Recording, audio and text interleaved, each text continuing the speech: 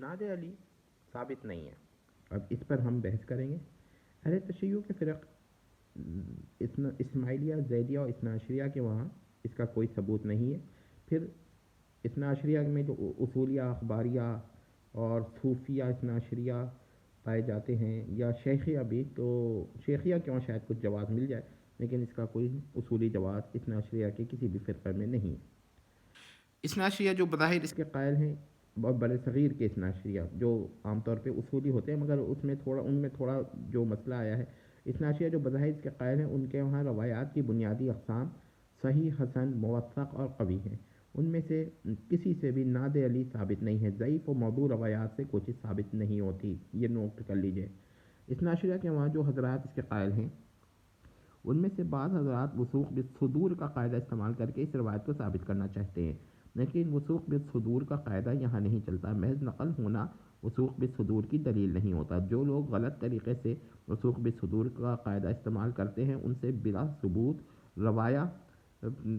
ثبوت وہ کام بلا ثبوت کرتے ہیں، کیونکہ وثوق بالصدور کے قاعدے سے وہ لا علم ہیں.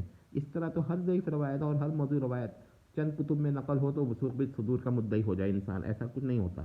وہ لوگ غلط طریقے سے وثوق بالصدور کا قاعدہ استعمال کرتے ہیں. اب اس پہ کچھ سوالات بھی ہمیں کرتے ہیں.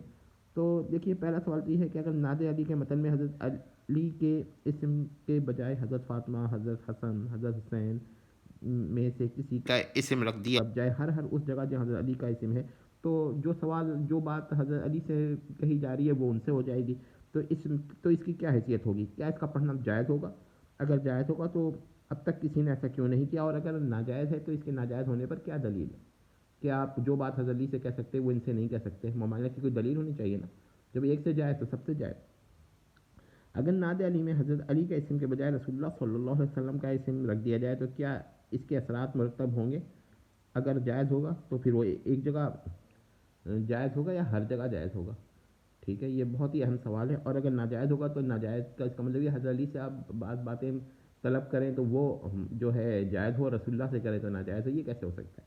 پھر اسی طرح ناد علی میں حضرت علی کے اسم کے بجائے حضرت زین العابدین، حضرت باقر، حضرت امام صادق، حضرت کاظم، حضرت امام رضا، حضرت نقی، حضرت تقی یا حضرت حسن عسکری کے اسما رکھ دیے جائیں کسی ایک کاؤن میں سے، تو کیا اعتراض ہے اس پر؟ تو اگر اس کے اثرات جائز ہیں، ایسا کرنا جائز ہے، تو اب تک ایسا کسی نے کیوں نہیں کیا؟ اور اگر ایسا کرنا جائز ہی نہیں ہے، ٹھیک ہے، ایسا کرنا جائز نہیں، تو یہ سوال پھر پیدا ہوگا کہ جو چیز حضرت علی سے جائز ہے وہ ان کے لیے ان حضرات سے کیوں ممنوع ہو گئی؟ اسی طرح کہ امام آخر جو ہیں ان کا نام یہاں رکھ دیا جائے تو کیا اعتراض ہے؟ اور اگر جائز ہے تو ایسا اب تک کسی نے کیوں نہیں کیا؟ اور اگر ناجائز ہے تو اس پر کیا دلیل ہے؟ یہ ساری باتیں وہاں پر رکھ دی ہیں. آخر میں ہم یہ کہتے ہیں کہ حضرت عباس کا بھی نام وہاں رکھ دیا جائے، علمدار. تو ان کا کیا مسئلہ ہے؟ حضرت عباس علمدار کا نام رکھ دیا جائے تو کیا اعتراض ہے؟ ٹھیک ہے.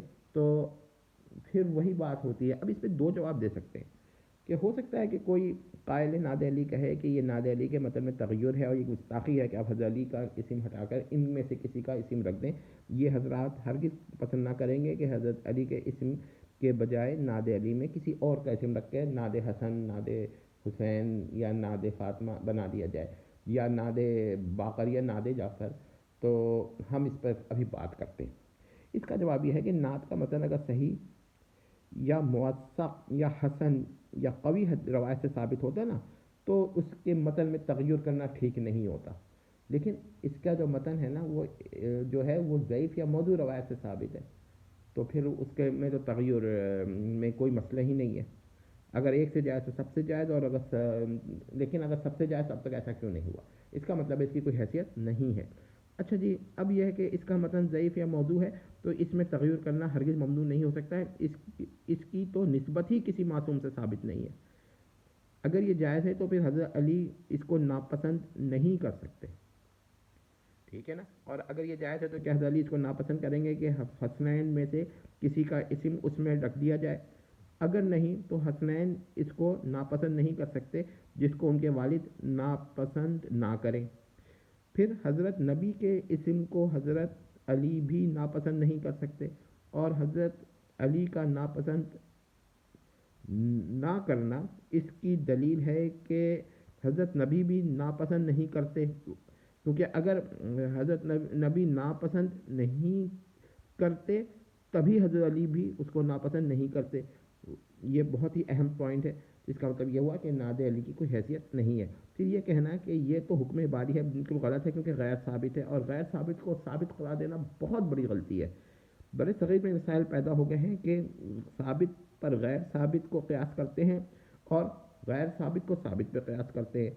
تو اب یہاں پر میں یہ بتا دوں کہ بہار الانوار کے مصنف شیخ باقر مجلسی نے بھی اعتراف کیا ہے کہ اس کا متن محفوظ نہیں ہے. ایک دلیل اور مل گئی. اور مستدرک الوسائل کے جو حسین نوری ہیں انہوں نے بھی اس کو ناپسند، انہوں نے تو اس کو پسند کیا ہے یا نہیں کیا یہ تو نوری صاحب بہتر جانتے ہیں، لیکن میرا خیال ہے کہ انہوں نے نقل ضرور کیا ہے اس کو. ٹھیک ہے، ان کی کتاب ہمیں نہ مل سکی لیکن مجھے معلومات ہوئی ہے کہ انہوں نے پسند کیا. تو میں یہ کہتا ہوں کہ لیکن ان کی جو کتاب ہے نا وہ معصوم تک، کسی بھی معصوم امام تک اثنا عشریہ میں نہیں جاتی، تو لہٰذا ان کا کوئی قول حجت نہیں ہے. مطلب اثنا عشریہ میں بلا سند ضعیف السند روایت پر اثنا عشری عقائد کی بنیاد نہیں رکھی جا سکتی اور نہ اس کی بنیاد ہے. تو غیر ثابت کو ثابت ثابت سمجھنا جہلہ کا کام ہے، غیر ثابت کو ثابت اعتقاد کرنا ایک بدعت ہے. ٹھیک ہے، تو اب آپ لوگ یہ سمجھ لیجئے، اور اس کے باوجود اگر کسی کی سمجھ میں مسئلہ نہیں آ رہا تو ہم یہ کہیں گے کہ اسے سمجھ لینا چاہیے.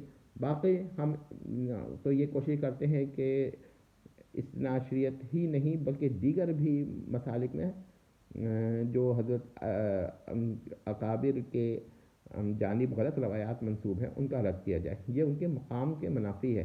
اب ہو سکتا ہے کوئی اس کو برا سمجھے تو سمجھے، ہم نے جو سمجھ میں آ رہا ہے ہم تو وہی کر رہے ہیں. ٹھیک ہے، بہت شکریہ.